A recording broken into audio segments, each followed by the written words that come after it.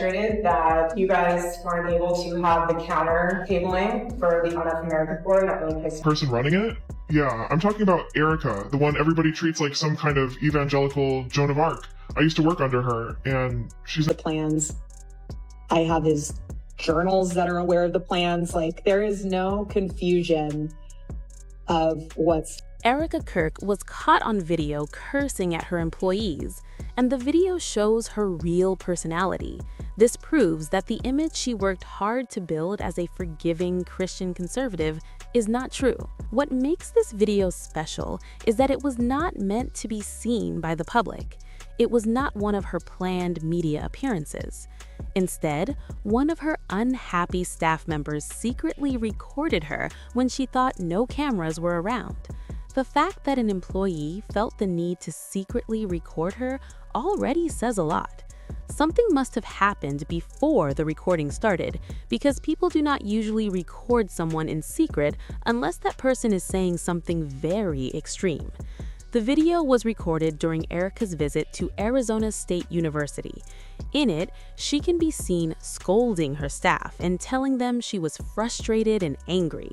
The reason was that she felt they did not do enough to deal with students who opposed TPUSA.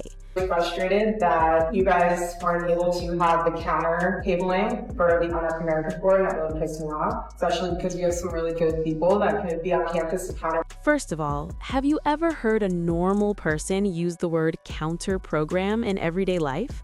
Erika talks like she works in intelligence or some kind of secret operation. Also, how can Erika claim to be a devoted Christian who forgave the person who shot her husband, yet just days later she is telling her staff, "You pissed me off"? That does not add up at all. This is also very different from what Erika used to say in the past, when she would call her TPUSA staff her family. Team is exhausted, and every time they bring this back up, what are we supposed to do? Relive that trauma all over? When Erika speaks to mainstream media, she says her team is traumatized, exhausted, and receiving death threats. But behind closed doors, she is telling those same people that they make her angry. Why would she treat them that way if they are already going through so much? Also, Erika is not just any ordinary person. She is the CEO of Turning Point. So the question is, does this look like good leadership? You would expect the CEO of a Christian organization to say something calm and constructive, like, "We missed a good opportunity and we need to prepare better next time." Instead, she is telling her staff that they make her angry and that they need to do more to work against her critics. But this video is not the only thing that has exposed Erika's real behavior. A few months ago, an anonymous insider from TPUSA came forward and claims that as soon as Erika became CEO, she completely changed everything that Charlie had stood for. running it? Yeah, I'm talking about Erika, the one everybody treats like some kind of evangelical Joan of Arc. I used to work under her, and she's not who she pretends to be. Charlie figured that out near the end. I think that's why he's called. But there is more. The whistleblower also said that Charlie had a plan to move Turning Point away from the hateful ideas that had slowly been sneaking into the organization under the cover of Christian values.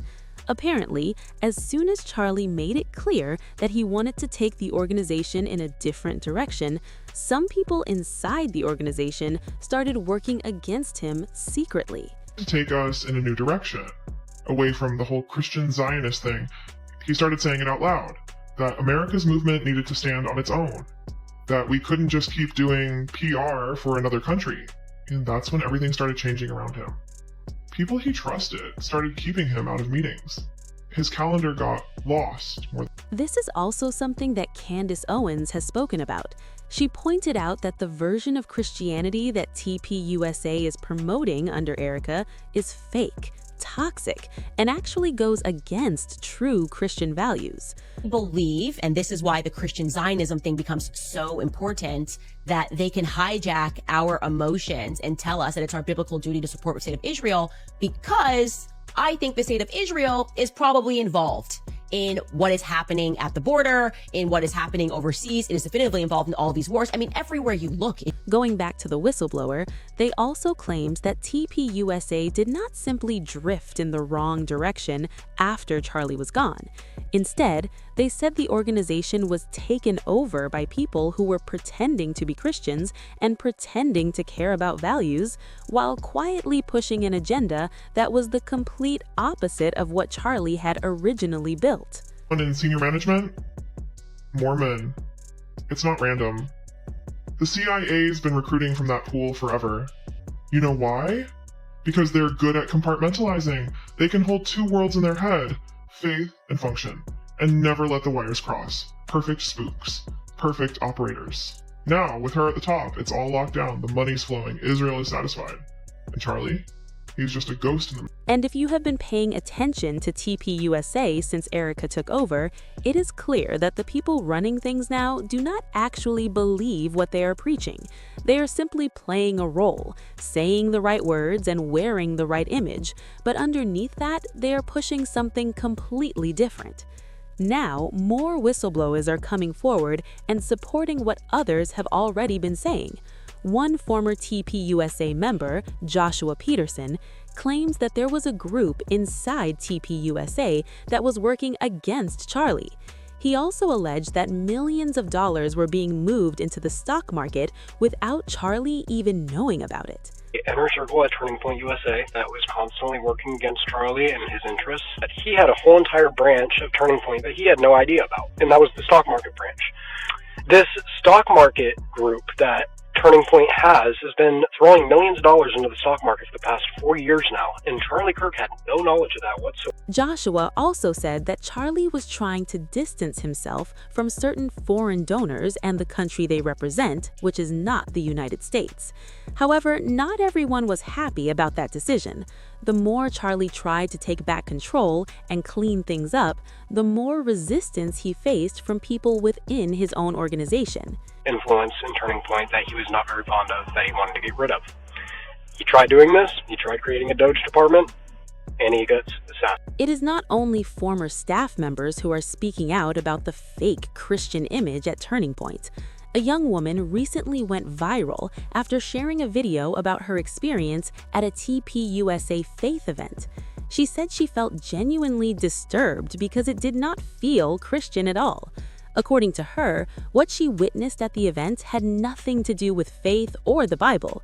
Instead, it was about pushing a certain political agenda and attacking people like Candace Owens. Church and listening to this TPUSA speaker go on and on about Tucker Carlson, Candace Owens, and how they're evil and anti-Semitic, and he basically indirectly is saying we should support Israel because Jesus was a Jew and we wouldn't have Christianity without Judaism, blah blah blah. I don't think CharlieKirk would stand for that. We know as the weeks before his passing, he was starting to call out Israel and question. As you can imagine, Erika is not happy about all these people coming forward with negative stories about Turning Point and exposing her in secret recordings. So what she is doing now is firing anyone who says anything even slightly negative about her leadership. Candace even compared this situation to witch trials. She wrote, "What is going on at Turning Point right now should be termed the Scottsdale witch trials. I have now gathered first-hand accounts that executives are dragging people into offices asking about their allegiance to Erika." Candace then described several situations where staff members were confronted, investigated, and allegedly even spied on over very small and minor comments made about Erika. Some of them were fired, sometimes in person or even at their homes, without being given any clear explanation. But here is something that nobody wants to talk about. Who chose Erika to replace Charlie as the new CEO of Turning Point? As Candace recently pointed out, Turning Point opened AmFest 2025 with an alleged audio of Charlie saying he wanted Erika to take over if anything happened to him. But why won't they release the video? It's easy to fake an audio recording, but it's much harder to fool people with a fake video.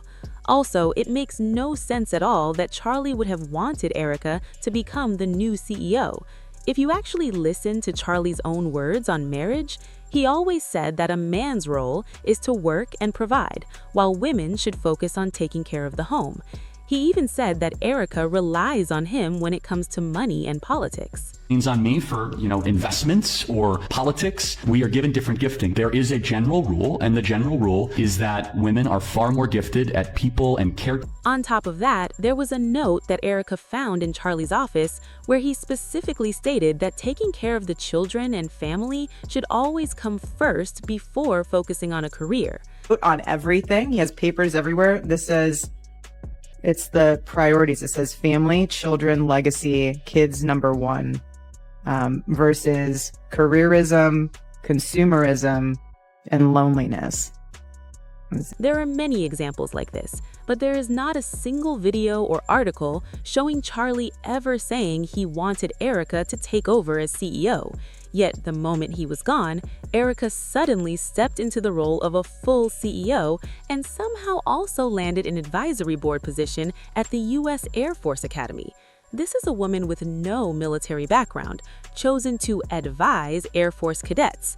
So if that doesn't raise questions about who is really backing and protecting Erika, then you are simply not paying attention.